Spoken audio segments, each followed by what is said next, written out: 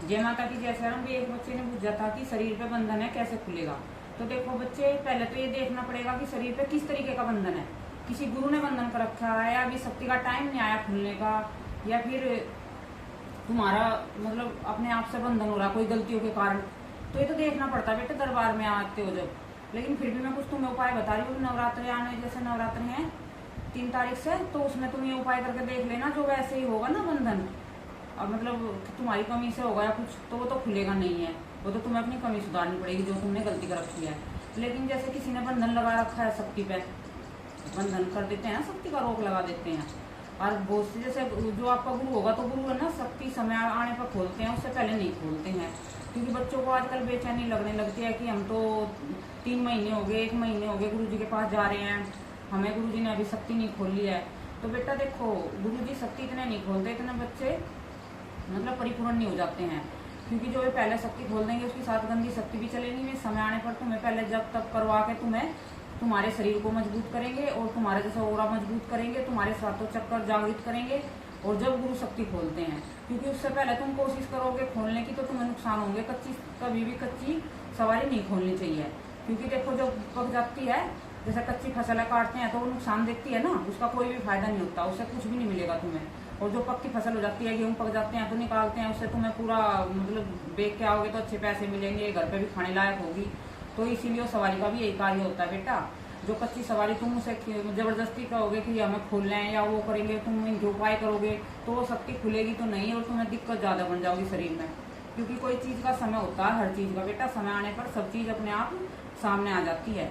फिर भी मैं तुम्हें बता रही हूँ, जो तुम्हारी मतलब सवारी पकी हुई है, तुमने सब कुछ कर लिया है, फिर भी शक्ति नहीं खुल रही है, गुरु है या नहीं है ये तो मैं नहीं जानती आपको।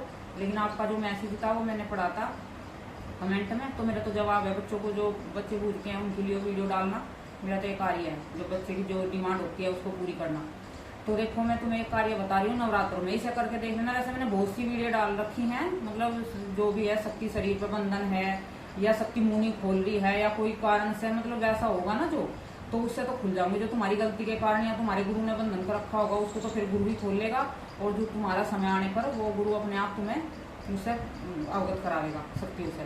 तुम्हारा परिचय कराओगा शक्तियों से, और शक्तियों से तुम्हारा कराओगा, तुम्हारा शक्तियों से कराएंगे। तो इसलिए गुरु ये कार्य करते हैं। गुरु समय देते हैं बेटे 1-2 साल का। एकदम गुरु बनाने से, जैसे 3 दिन हो गए गुरु बनाते हो, 1 महीना हो गया, तो इतनी जल्दी शक्ति नहीं खोलते हैं गुरु, ना ही सवारी देते हैं। सवारी तो वैसे लेनी चाहिए शरीर पर खुल के, तो ऐसे ही मतलब तरंगे आनी चाहिए शरीर पे। सवारी आने से तो शरीर टूटता है बेटा। सवारी है ना, कभी भी शरीर पे ज्यादा नहीं कहना चाहिए कि मेरे शरीर पे तेज सवारी आओ। मतलब सवारी रूप में नहीं मांगनी चाहिए माँ को। माँ तरंग रूप में आओ, सौम्य रूप में आओ, और शुद्ध पवित्र होकर हमारे शरीर पे आओ, ऐसे प्रार्थना करनी है नवरात्रों में। और तुम्हें एक नींबू लेना है, एक नींबू अपने ऊपर से उतार के माँ काली के मंदिर में जाना है, वहीं लेके मंदिर में उस नींबू को अपने ऊपर से उतार कर 9 के 9 दिन एक नींबू काटना माँ के चरणों में। माँ से प्रार्थना करनी है, माँ जो भी हमारी शक्ति का बंधन है या हमारे शरीर का बंधन है या किसी ने किया है, तो उसको आप खोलने की कृपा करें। और 1 कपूर 2 लौंग उस पर रोज जला के आनी है, ठीक है। और जैसे अपने घर पर पूजा करोगे, 2 पतासे 2 लौंग 2 इलायची का माँ का भोग लगाना है हर रोज। और सरस्वती का पाठ करना है, क्योंकि सरस्वती के पाठ करने से बेटा इतना ही फल मिलता है जितना मंत्र जाप करने से मिलता है। क्योंकि उसमें लिख रहा हो, उसे ध्यान से पढ़े करो तो तुम्हें पता चले। जितना तुम सरस्वती के पाठ करते हो ना, और इतना फल जैसे मंत्र जाप करते हो, तो सरस्वती पढ़ने से इतना फल मिलता है जितना मंत्र जाप करने से मिलता है। तो ये तुम जो मैंने बताया नींबू का हर रोज करना है, ये अपने ऊपर से उतारना है, उल्टी तरफ से उतारना है, और माँ से प्रार्थना करते रहने हैं। और लास्ट में हर रोज एक तुम्हें क्या करना है, जो तुम कर सको तो ना लास्ट में कर लियो।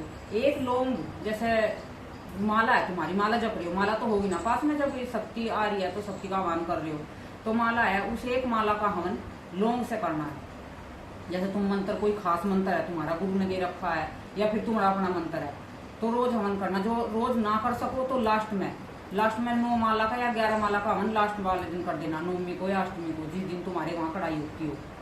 तो ये तुम करके देखना, जो वैसा बंधन होगा किसी का करा होगा तो वो जरूर खुल जाएगा। और माँ से प्रार्थना जरूर करना, उनको माँ, हे माँ 3 पहाड़ वाली, क्योंकि देखो हमारे पास तो माँ 3 पहाड़ वाली की पूजा करते हैं, माँ काली जो 3 पहाड़ पे बालाजी में, तो हम तो उसी का ही बताएंगे ना।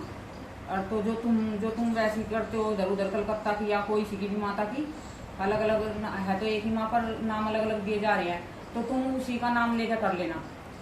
तो कहना माँ जो हमारे शरीर पे बंधन है, इस बंधन को खोल लो और आप अच्छे सौम्य रूप में, शांत रूप में माँ हमारी साथ चलो और हमारे शरीर पे तरंगे रूप में आओ, तरंग रूप में आओ, सवारी रूप में मत आओ।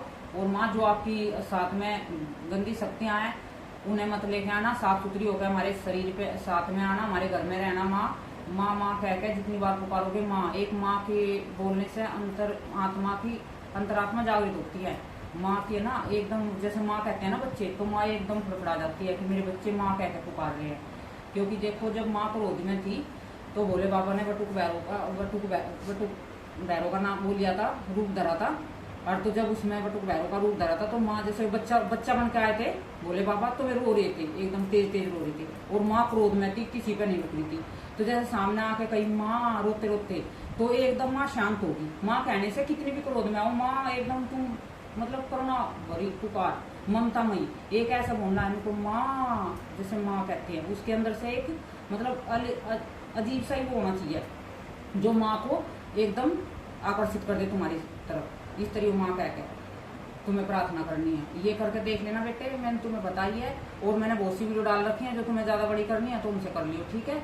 जय माता की, जय सिया राम।